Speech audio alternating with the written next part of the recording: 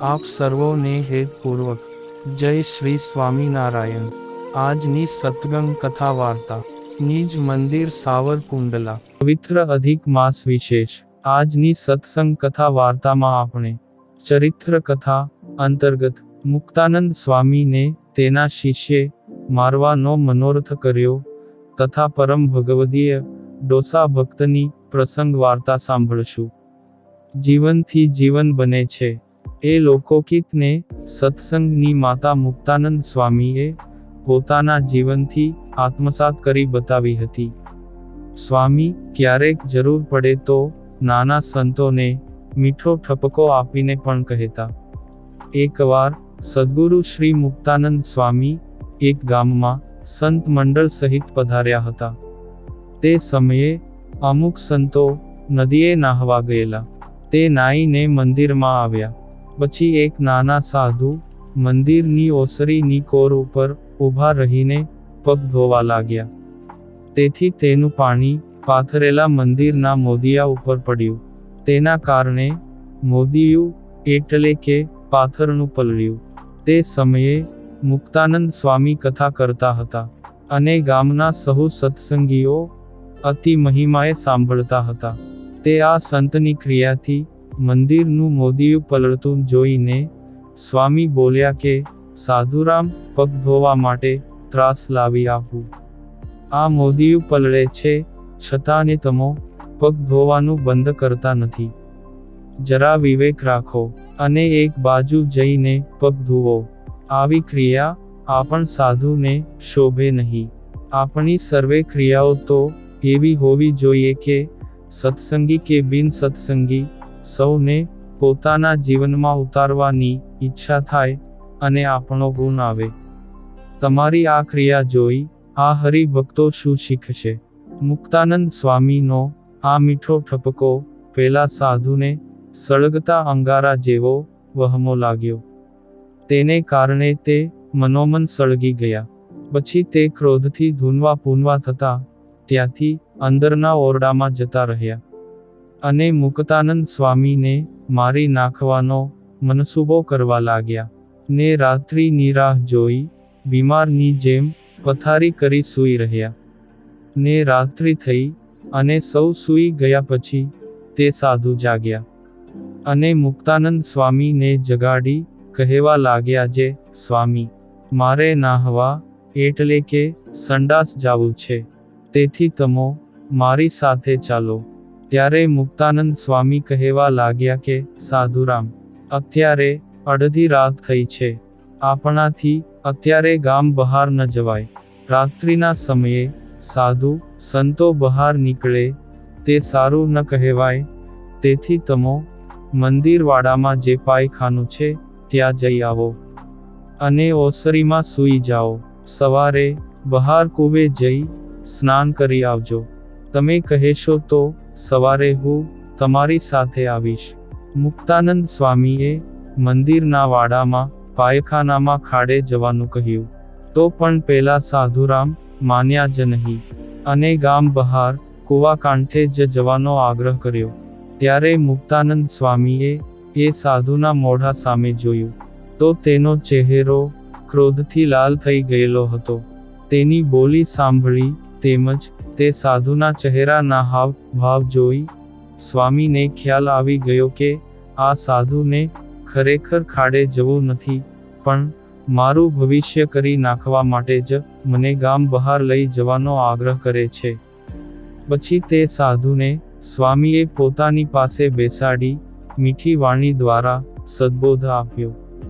તેથી પેલાનો ક્રોધ શાંત થઈ ગયો અને તે સૂઈ ગયો। પછી સવાર થતા જ તે નાના સંતના મનમાં તુમુલ યુદ્ધ શરૂ થઈ ગયું। અરે રે આજે રાત્રે સદ્ગુરુ શ્રી મુક્તાનંદ સ્વામી જો મારી સાથે ગામ બહાર કૂવે નાહવા આવ્યા હોત તો મારાથી એક શ્રોત્રિય બ્રહ્મનિષ્ઠ એકાંતિક સંતની હત્યા થઈ જાત અને એ પાપના કારણે અનંત જન્મો સુધી મારે યમપુરીના દુઃખો ભોગવવા પડત। આવો વિચાર આવતા તે ફફડી ગયો ને અંદરથી ધ્રુજી ગયો ને તુરંત મુક્તાનંદ સ્વામી પાસે આવી ચરણમાં માથું રાખી પોક મૂકીને રડતા રડતા કહેવા લાગ્યો, સ્વામી, જો તમે રાત્રે મારી સાથે કૂવા ઉપર આવ્યા હોત તો હું તમને કૂવામાં નાખીને મારી નાખવાનો હતો. મારો આ અપરાધ માફ કરો. ત્યારે સ્વામી બોલ્યા, હું તમને માફ કરું છું. તમને માન અને ક્રોધે વશ કરી લીધા હતા. તેથી તમને મને મારી નાખવાનો વિચાર આવ્યો હતો. આમ સદ્ગુરુ શ્રી મુક્તાનંદ સ્વામી વખતો વખત પોતાના જીવનની ક્રિયા થકી બીજા સંતોને જીવન જીવવાનું પ્રેરક ઉદાહરણ પૂરું પાડી સંત જીવનના પાઠ ભણાવતા. આ પુનિત પ્રસંગ આજે શ્રી વચનામૃતમ સંપાદક 4 સદ્ગુરુઓમાંથી સાંભળ્યો. એકવાર શ્રીજી મહારાજ ગામ લોયા મધ્યે સુરા ખાચરના દરબારમાં બિરાજમાન હતા. ને સર્વે સંતો હરિભક્તોની સભા ભરાઈને બેઠી હતી. ત્યાં ઝાલાવાડ દેશનો એક અતિ વૃદ્ધ ને કંપવા થયેલા, એટલે કે શરીર ધ્રુજવાનો રોગ થયેલો એવો બ્રાહ્મણ તે સભાની બહારલી કોર આવી ઊભો રહ્યો. તે બ્રાહ્મણના માથે બાંધ્યાના લુગડામાં 1 રૂપિયો બાંધેલ. તેની ગાંઠ ઊભો સંભાળે પણ એ માથા બંધણ ઘણું ફાટેલ, તેના સાંધાની પણ ઠાલી ગાંઠું બાંધેલી, તેમાં એ રૂપિયાવાળી ગાંઠ ગોતે. ને એ સમયે મહારાજ પણ એ બ્રાહ્મણ સામું એક નજરે જોઈ રહેલા. પછી એ બ્રાહ્મણને હાથ રૂપિયો આવ્યો. તે હાથમાં લઈને ઊભો રહ્યો, પણ મહારાજ પાસે જવાનો માર્ગ મળે નહીં. પછી મહારાજ બોલ્યા, જે આ ભૂદેવ બ્રાહ્મણને આવવા દ્યો. ત્યારે માર્ગ થયો. તેથી એ વૃદ્ધ બ્રાહ્મણ શ્રીજી મહારાજ પાસે આવ્યો. ત્યારે મહારાજે પોતાનો હાથ લાંબો કર્યો, તેમાં એ બ્રાહ્મણે 1 રૂપિયો મૂક્યો ને પગે લાગ્યો. પછી મહારાજ બોલ્યા, જે ડોસા, આ રૂપિયો તમે ક્યાંથી લાવ્યા?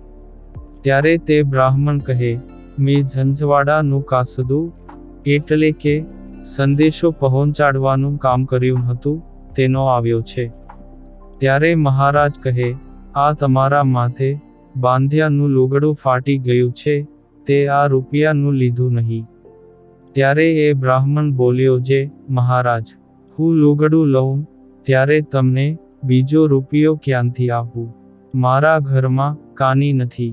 તે હું તો ફાટેલ લુગડે ચલવીશ, પણ તમે મને ક્યાંથી મળો? તે તમારી સારું, એ રૂપિયો મેં સંઘરી રાખ્યો હતો, તે તમને આપ્યો.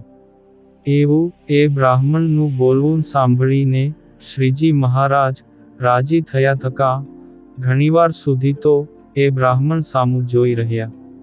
પછી મુક્તાનંદ સ્વામીને કહ્યું, જે સ્વામી, આ બ્રાહ્મણને હવે કાની કરવું બાકી રહ્યું છે. ત્યારે મુક્તાનંદ સ્વામી બોલ્યા, જે અક્ષરધામમાં જવાના જે સાધન તે સર્વે એ બ્રાહ્મણને સંપૂર્ણ થઈ રહ્યા છે. એવી રીતે એ બ્રાહ્મણ ઉપર મહારાજ રાજી થયા. આ પુનિત પ્રસંગ આજે પરમ ભગવદીય રામજી શેઠ સંકલિત લીલા ચરિત્રની વાતો વાત 125 માંથી સાંભળ્યો. અને હવે પછીની કથા વાર્તા આપણે આગળના ભાગમાં સાંભળશું. અત્યારે આપ સર્વોને ભાવથી જય શ્રી સ્વામિનારાયણ.